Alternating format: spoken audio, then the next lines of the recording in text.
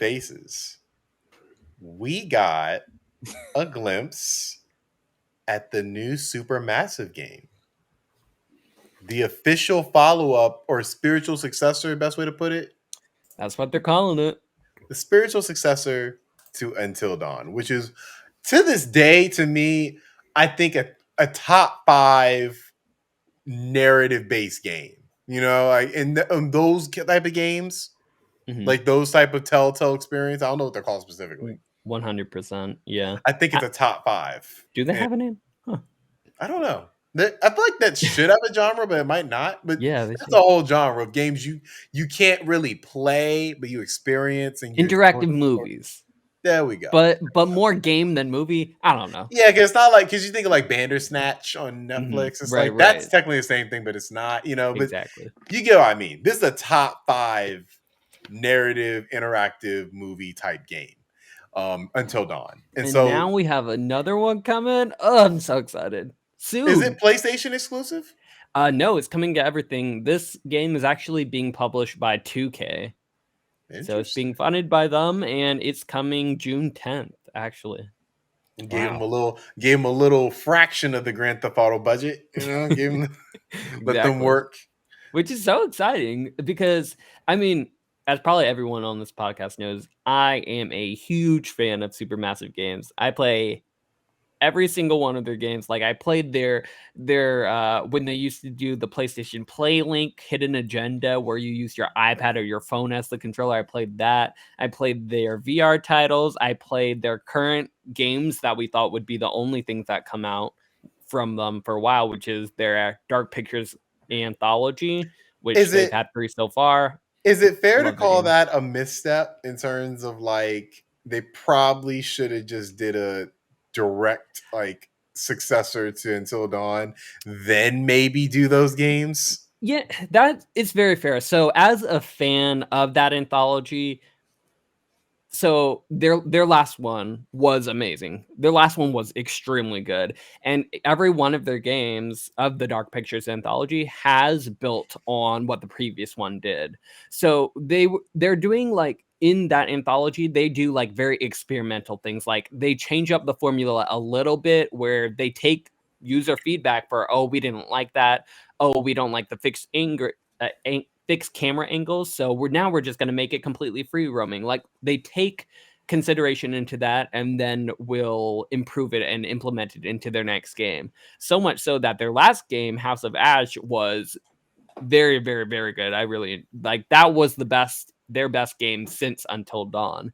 So I feel like them doing that anthology allowed them to be a little bit more experimental and try a lot of things so that they can get to, okay, how are we gonna not just make a Until Dawn sequel, but like make a substantial step and make it so much better than Until Dawn was before, instead of just making the same thing, which everyone would have wanted in the first place and would have been happy for, but what would have made it better? And I think because they did that, their new game, The Quarry, which is supposed to be more AAA in budget and everything, is going to be all the more better for it, and it's gonna do a lot better than Until Dawn, I think. Cole, do you have any history with Until Dawn? I don't. I've heard y'all talked really good about it, so you made me want to play it. I'm gonna go back and play it at Halloween this year, I think. It was at one point, very small point, but at one point it was my favorite PlayStation 4 game. Like, I remember the story you tell about you played it with a big group of friends and y'all had a we're passing the controller around. Like I did not expect that to be a party game. Yeah, me either. That's how I played it when it first came out as well. And this game has, as opposed to like Dark Pictures Anthology, where there's usually only 4 or 5 characters, this one has 9. And all of them, it's supposed to be bigger. It's like more AAA. It's supposed to be all 9 have like 10 to 12 different ways they can die. Versus in the anthology, there's probably only like 3 or 4 ways you might be able to kill them. But yeah, cool. Seems like a great game. And they're making it just like Dark Pictures. They're making it completely co-op too. Excellent. Oh, awesome! Both local. So I want to play. How many players? Apparently. 2 players. Yeah. So I That's what would they're love to saying. play this with one of you guys. I'm in. That to me would make the experience. So I'm down to play that like day one. That'll be awesome. Comes out in June. Mhm. Finally be caught up on everything. Maybe. Yeah, we have nothing else to play, so that's what I'll be playing then. Yeah. I It's can't about wait. time. Yeah, I can't wait. I'm super anticipating this. You should definitely play Until Dawn first, though. I Yeah, think that. what Well, are you doing? I kind of want to play it during Halloween though, and I feel like I have enough to play. This may be my first one, then I may go back to that one. I will say, like Until Dawn, like I booted it up on my PS5 just to see how it looked, and it looks fantastic. Like Does it? I haven't gone back to it. Is there it an got update for it? I don't think it got an official update because it still says like the PlayStation 4 logo and everything, but it runs at 60 frames now. Like it Okay. looks really good. It looked really good on my 4K TV.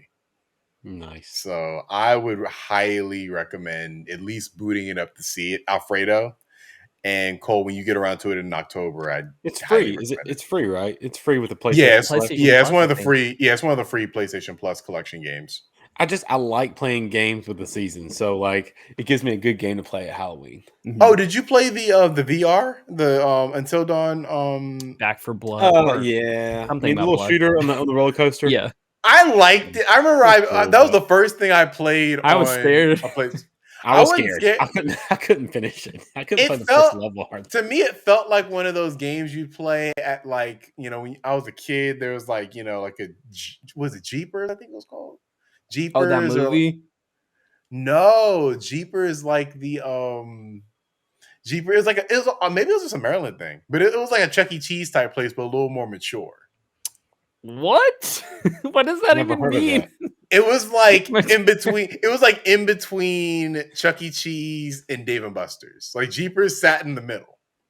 And so Look, me and Alfredo from Georgia. We ain't got that. Right. Chuck E. And Cheese for I think adults is what you're saying. I think Jeepers closed down, so I don't think it's a thing anymore either. But it had like little kind of like roller coasters that were kind of like that. So to play that in VR was very interesting. I really like that game. That's why I kept my VR unit for so long. Oh, really? Yeah, I was too scared. I did play it, and I have scared it too. still, but it was one of my first VR experiences, so I was not ready for a VR horror experience like that. As a Until Dawn game, I don't think it was that great. But yeah, for sure. as a little side thing, I thought it was cool. Yeah, there was also Ben saying there's also The Impatient, another VR title, which wasn't very good, but yeah. That's the only one of their games that I did not play. Interesting. But I haven't heard of that one. Looking forward to it as well. There's another game I'm more looking